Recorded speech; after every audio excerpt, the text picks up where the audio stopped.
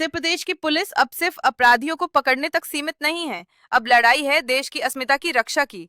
DGP कानून व्यवस्था राजीव कृष्ण ने आज लखनऊ में प्रेस कॉन्फ्रेंस कर मिशन अस्मिता के तहत चलाए जा रहे एक बड़े ऑपरेशन का खुलासा किया। राजीव कृष्ण ने बताया कि मुख्यमंत्री योगी आदित्यनाथ के नेतृत्व में चल रही जीरो टॉलरेंस नीति के तहत उत्तर प्रदेश पुलिस ने न सिर्फ प्रदेश में त्योहारों को शांतिपूर्वक संपन्न कराया है, बल्कि अवैध धर्म परिवर्तन और आतंक फंडिंग के नेटवर्क पर भी कड़ा प्रहार किया है। मिशन अस्मिता के तहत छांगुर बाबा और जमालुद्दीन के नेटवर्क का भंडाफोड़ किया गया है, जो धर्मांतरण, लव जिहाद और डार्क वेब के जरिए अंतर्राष्ट्रीय फंडिंग प्राप्त कर रहा था।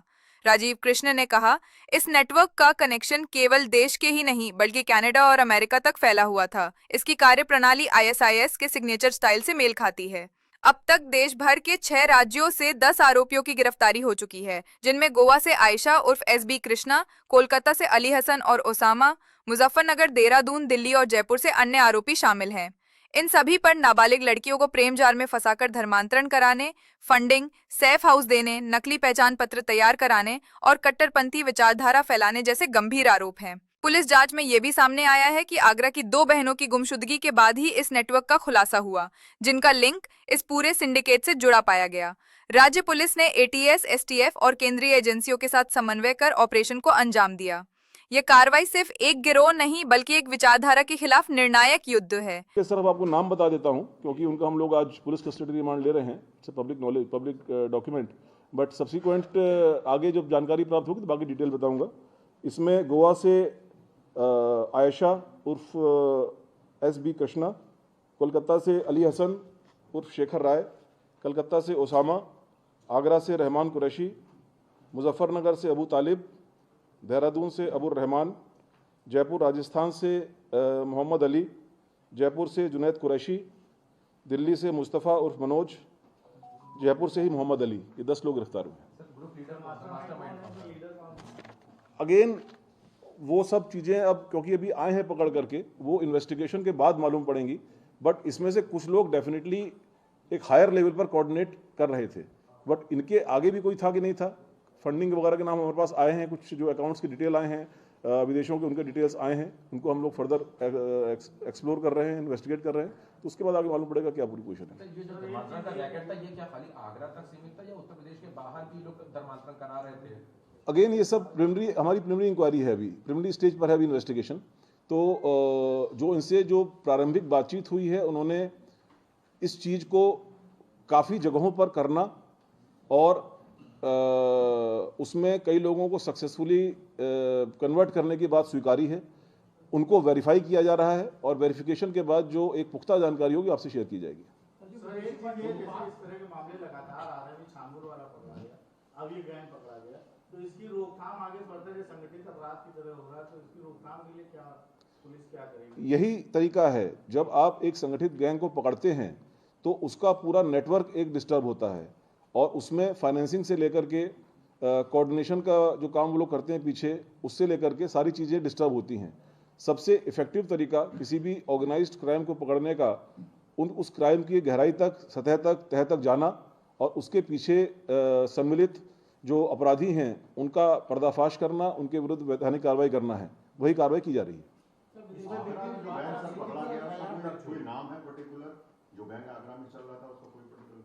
नहीं, ये गैंग उस तरह के नहीं है कि जैसे मान लीजिए कोई अगर कोई एक कन्वेंशनल क्राइम होता है, कोई डकैती का क्राइम है या कोई एक्सटॉर्शन का क्राइम है, तो उसमें एक नाम से, क्योंकि वो नाम के आधार पर ही उनका वो काम चलता है। यहाँ पर तो अपनी पहचान छुपाते हुए या अपनी बात को छुपाते हुए वो आगे काम करते हैं। तो ऐसा कोई गैंग का नाम नहीं है, बट जो गैंग के सदस्य हैं, जो भी इस पूरे ऑर्गेनाइजेशन, इस ऑर्गेनाइज्ड क्राइम के सदस्य हैं, वो काफ़ी टाइम से ये काम कर रहे थे।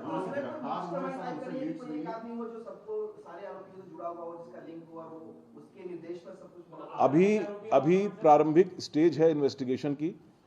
डेफिनेटली इस फूड चेन में ऊपर कुछ लोग होंगे।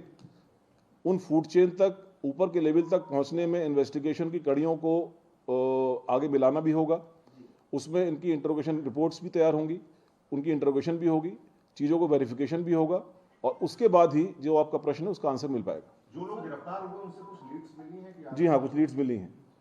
नहीं, वो अभी मैं शेयर नहीं कर सकता। वो अभी अंडर लाइव इन्वेस्टिगेशन है। जो अभी ऐसी लीड्स जिनमें हमको मिली हैं उनको भी मैं शेयर नहीं करना चाहूँगा। सर छांगू बाबा के मामले में अब तक कितनी गिरफ्तारी हो गई?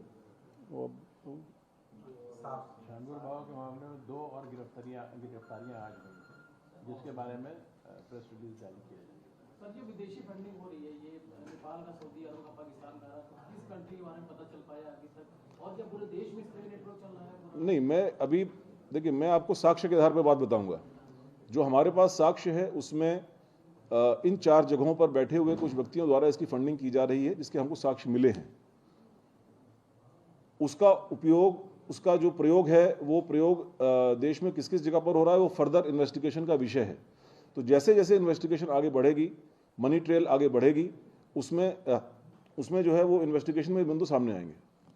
पाकिस्तान का सर आपने लिया है, डायरेक्टली कोई कनेक्शन किसी के थ्रू आपको निकल के आया देखा? नहीं, इसमें मैंने ये 2 बातें कही हैं। मैंने कहा है कि पीएफआई, एसडीपीआई और पाकिस्तान के एक मिलिटेंट संगठन के हमको प्रमाण मिले हैं इस चीज़ के कि उनसे इनका संलिप्तता है, इनके मतलब इनके जो आपस में जो लिस्टेड मेंबर्स हैं उनके मेंबर्स के साथ में इनकी संलिप्तता कन्फर्म हुई है।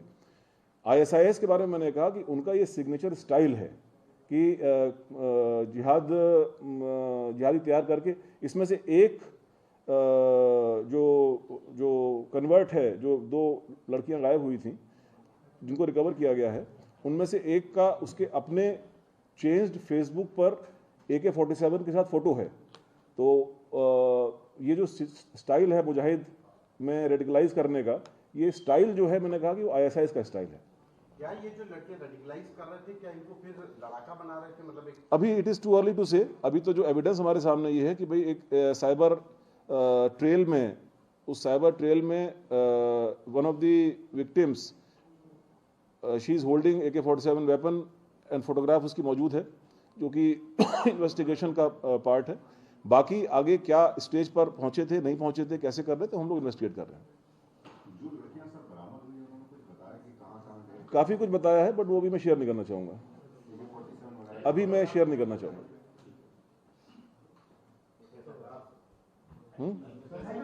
Thank you.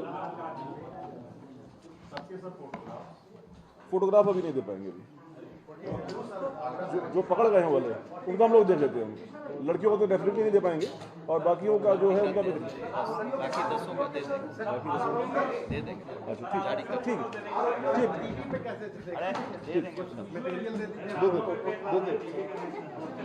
देते हैं मुझे।